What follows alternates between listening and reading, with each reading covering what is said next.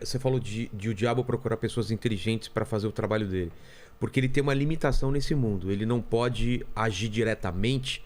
Ele precisa de seres humanos para fazer o trabalho dele acontecer.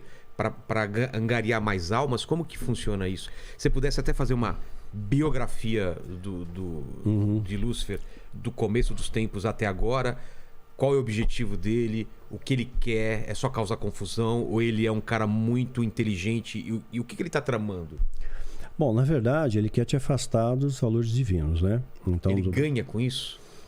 Na verdade, é como se fosse... vou pegar a origem da coisa, né? Então é mais fácil. Ezequiel 28 diz que ele era um querubim ungido. Então mostra a patente dele. Era um querubim ungido, significa separado, santificado. Então ele tinha um plus. Ele estava muito perto de Deus. Então você só vai ter inveja de alguém quando você está próximo daquela pessoa.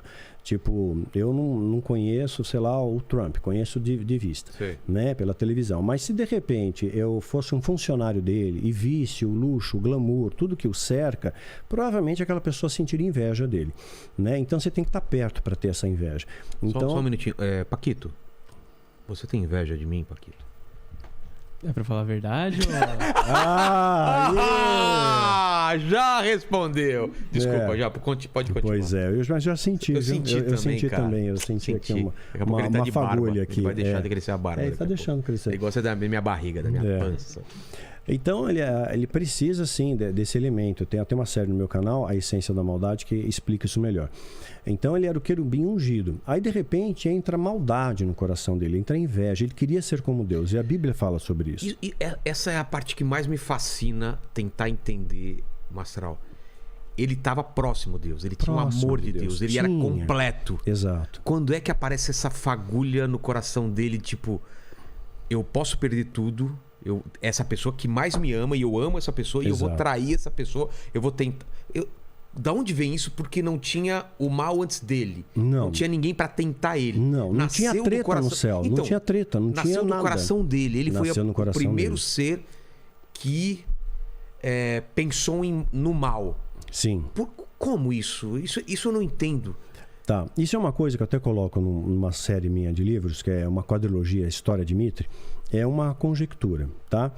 A árvore do conhecimento do bem e do mal, ela já existia numa esfera espiritual. Ela não estava fisicamente na Terra ou na Mesopotâmia. É como se ela fosse replicada no mundo espiritual. Existia uma... Ela existia já lá. Por que eu infiro isso? Porque quando Adão e Eva, quando conta a história de Adão e Eva, que eles estão no paraíso, que é o Éden, né? Também no mesmo ambiente haviam duas árvores, a árvore do conhecimento do bem e do mal e a árvore da vida. Elas coexistiam no mesmo ambiente, né? Então era como se fosse ali o jardim, como se fosse uma cidade, que a árvore da vida está numa cidade, na Jerusalém Celestial, e o jardim seria uma parte fora dessa cidade, né, onde tinha essa outra árvore. Tanto é que, então, as duas coexistiam no mesmo espaço, né, no mundo espiritual. Tanto é que em Apocalipse fala que essa árvore da vida, ela está na Jerusalém Celestial. Ela está lá, numa região espiritual. Quando Adão e Eva são expulsos do paraíso, Deus manda um querubim, da mesma patente do diabo, de Satanás. Satanás, depois, é um termo do hebraico, né? O opositor adversário. O nome dele é Lúcifer, portador de luz.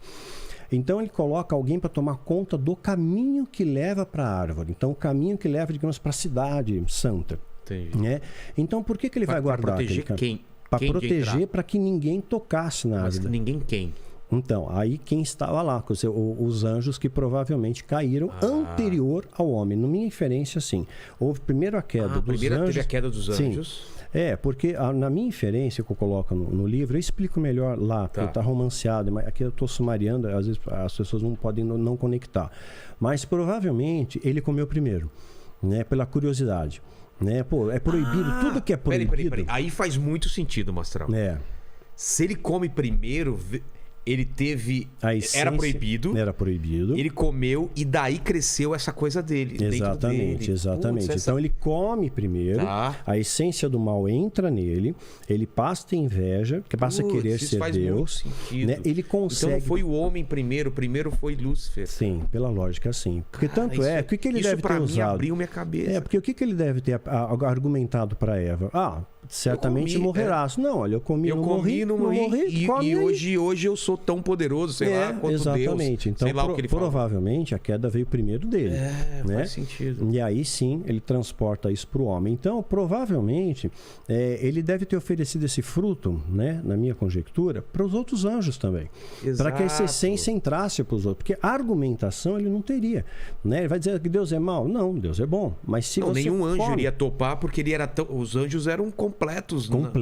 Exatamente. Então, provavelmente, ele distribuiu, digamos, esse fruto. Eu falo isso na história de Mito, vai ser só no tomo 4. Então, as pessoas não leram isso ainda. Está escrito, mas não foi publicado ainda. Ainda eu estou concluindo essa a finalização. Termina o livro, né? Ele saindo no local que eu chamo na ficção lá de Zona Proibida, era uma região do céu, do paraíso, ou como queira chamar, que Deus proibia que fossem. E ele vai nessa zona proibida, então ele pega da árvore do conhecimento do bem e do mal, come o fruto, e a partir que ele come o fruto, ele distribui para outros anjos também, para outros príncipes, né? Pessoas poderosas, e ele arrasta a terça parte com ele. Então ficou mais fácil. E houve peleja no céu. Uma coisa interessante hoje, fala que houve peleja, guerra. Quer dizer, num local de paz, como é que eles eram treinados para guerra? Isso é que Quer dizer, como é que eles sabiam manusear, sei lá, armas, como uma espada, por exemplo, né? Antes disso, você acredita que não existia um treinamento? Eu acho que existia como esporte. Como a gente faz hoje esgrima, faz arco e flecha, esportivamente. E de repente, num dado momento, aquilo foi necessário usar para a guerra mesmo. O livro de Enoque, que é um apócrifo, que quem escolheu o cânon, né, foi Constantino, então certamente eles selecionaram. Alguns ficaram de fora. O livro de Enoque vale a pena ler. Ele conta essa batalha. É fácil de achar o livro. É fácil de achar. A versão etíope é melhor. O que ele fala? Ele conta, ele detalha essa batalha, no caso do seu capítulo 5, com riqueza de detalhes. Então, assim, é um pau lascado. Mas, eu não sei nem como perguntar, mas os anjos poderiam ser mortos? Ótima pergunta. Eles sofrem dano. Que se não sofressem dano, essa peleja, essa guerra ia durar para a eternidade. Para sempre, né? Sim, sofrem dano. Por isso que a árvore da vida tem folhas, e essas folhas trazem cura para as nações. É como se fosse um remédio medicinal, né, que já existia antes da criação do homem, talvez até mesmo para tratar ferimentos, né, supostamente dos anjos. Então houve dano sim, tanto é que se não houvesse dano eles não seriam expulsos do céu. E foram expulsos e foram lançados para a Terra. E a Terra é um planeta muito pequenininho, comparado às proporções do universo. Brigaram, sofreram danos e foram expulsos e caíram para a Terra. Para a Terra. Onde estava o paraíso. O paraíso começa no céu. Né, a dimensão celestial. Aí o homem é expulso do paraíso e vem para a Terra. Então...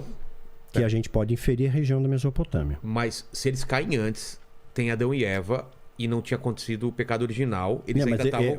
Sim, eles estavam, foi feito Adão e Eva. Certo. Eles foram expulsos do paraíso, mas o diabo já tinha caído antes. Então, ele só não tinha sido expulso antes. Mas como que ele tenta no plano espírito, no plano... Então, ele tinha acesso. Ele tá no plano. Sim, ele não tinha sido expulso antes, não tinha tido a peleja ainda. A peleja seria posterior.